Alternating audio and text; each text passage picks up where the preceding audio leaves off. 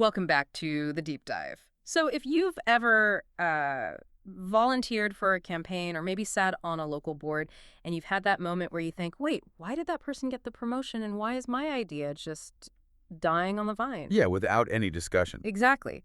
Then this is the deep dive for you. We are going to be skipping the civics textbook today. And I mean, we're jumping straight into the real mechanics of influence. We've been really immersed in these excerpts from a source called The Unwritten Currency of Power.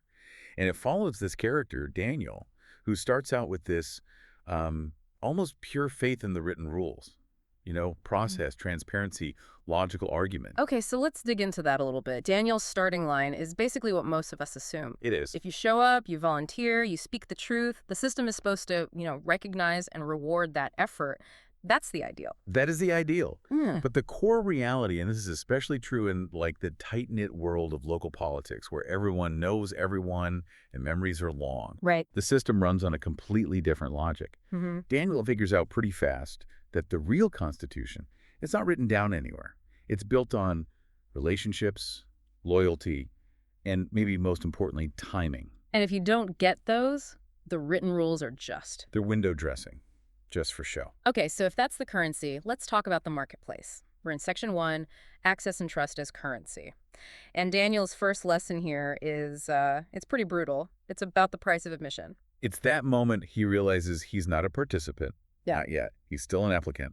And the first sort of unspoken rule is really clear. Access is never free. It's not a gift. It's a transaction. I think this is where it gets really interesting because most of us think, I have to be right. I need the best data, the most moral argument. The most logical case. Yeah. But the source suggests something else entirely. You are not invited to the table because you are right. That's the gut punch, isn't it? Yeah. You're invited because you are, to use the kind of cold term from the sources, useful. Utility. That's the principle. I mean, Daniel gets his first real meeting with a local power broker, not because of his brilliant policy paper on the environment. Right. It was because he quietly, with no credit, phone banked a really tough neighborhood to make sure a certain candidate won a primary nobody was watching. So his ideas might have gotten him a nod, but it was his transactional value that actually bought him 5 minutes of trust. But what happens later? When his use runs out or, he becomes inconvenient? Is it just a temporary thing? And that's the danger. It's exactly why political capital isn't really held in your positions or your beliefs. It's held in trust. The real players, they don't ask what you believe. That's easy to fake. So easy to fake. And it's irrelevant if you can't deliver. Yeah. They skip right past that. They ask, who trusts you?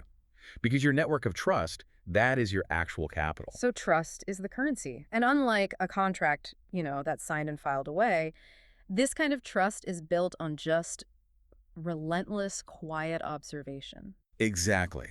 Loyalty isn't something you declare. It is observed. Every single move Daniel makes, every hesitation, it's being tracked. Not the big public wins, but the small thankless stuff. Like what? Did he show up at 10 p.m. on Friday to drop off some last-minute campaign signs? Did he stay quiet when the group took a position he personally hated?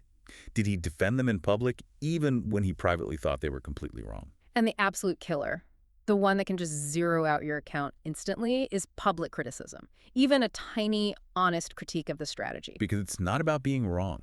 It's about signaling that you might be unreliable in the future.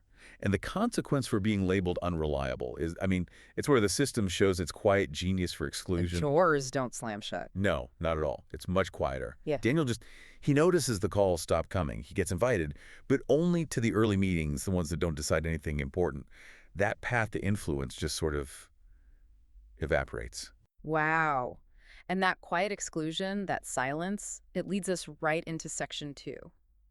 Managing pace and approved ambition. Because even if you get access and you build some trust, the system has these really strict expectations about how you operate. Yeah, think of it like a highway with very specific speed limits. There's a required pace.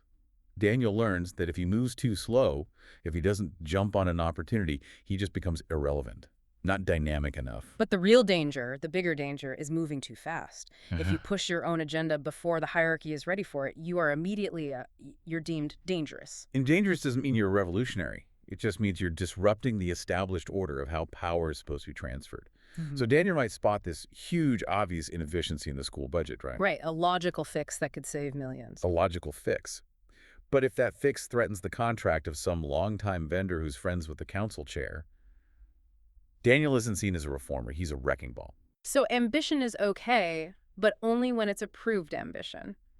How do you tell the difference? I mean, between an approved move and a dangerous one. It all comes down to who gave you permission to speed.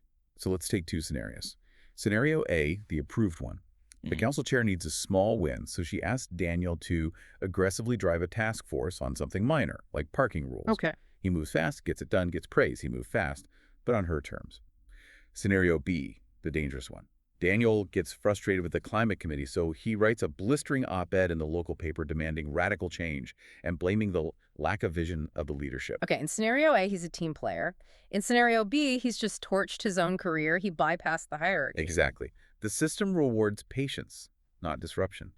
Patience means you wait your turn, you wait until the leadership decides you're ready, and they make sure your success doesn't accidentally destabilize their own power. That makes perfect sense. And it brings us to section 3, which I think is the most, I mean, it's the most chilling part of Daniel's whole journey, the conditioning and the cost of honesty. How does the system train someone like him without ever, raising its voice? This is the most insidious part because lessons don't feel hostile. He's not getting yelled at.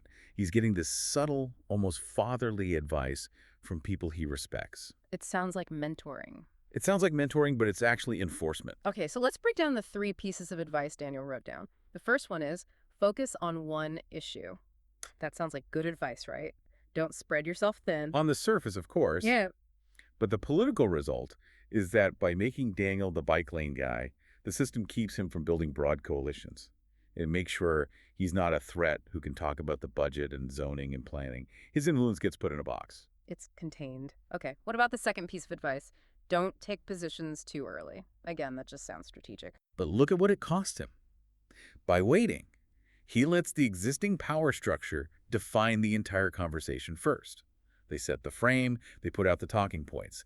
By the time Daniel is allowed to have an opinion, the debate is already over. He's left arguing against an established reality. And the third one, the classic. Let others speak first. I've heard that in every corporate training I've ever been to. And it is a powerful tool for self-censorship. When Daniel walks into a room, he knows everyone's watching everyone else. If he jumps in first with a tough question, he's signaling he doesn't play by the unwritten rules of caution.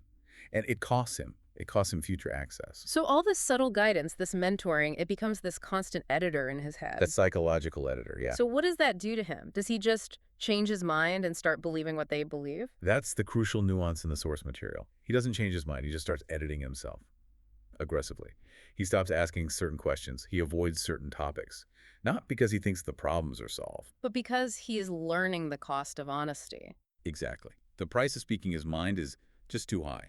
He can believe whatever he wants privately, but if he wants to stay in the game, he has to keep it private. Wow. So the system enforces conformity without ever having to censor anyone. It doesn't tell you what to think. It just tells you what you're allowed to say if you want to keep your seat at the table. Mm. The reward for silence is survival. Which brings us to the final, biggest unwritten rule. This is where it all comes together for Daniel.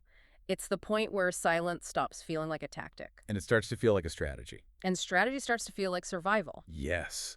Once he's internalized all of this, that his ambition has to be approved, that his honesty has a price, that his utility is his only real asset, self-preservation just takes over. He now sees the entire political world through a lens of constraints, not opportunities. So what does all this knowledge get him in the end? Yeah. He starts as this wide-eyed volunteer, and he ends up with this cynical notebook full of rules he was never supposed to know.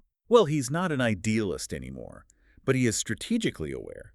He writes the rules down not to follow them forever, but because he needs to understand the map of the battlefield. The key insight he gains is this. You can't challenge a system you don't understand. Knowledge comes first. Knowledge has to come first, whether you plan to play by the rules, bend them, or, break them entirely. That awareness is everything. He has the blueprints, as ugly as they are. But that leaves us with a final provocative thought for you, the listener, based on where Daniel ends up.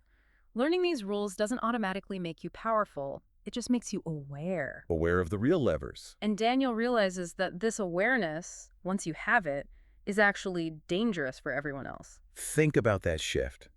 For him, playing by the written rules felt fair, but it also felt limiting. Playing by the unwritten rules, knowing what he knows now, it feels like a secret weapon. Yeah. Once you know the true cost of silence, the price of ambition, the transactional nature of everything, every conversation you have with people who don't know, it changes.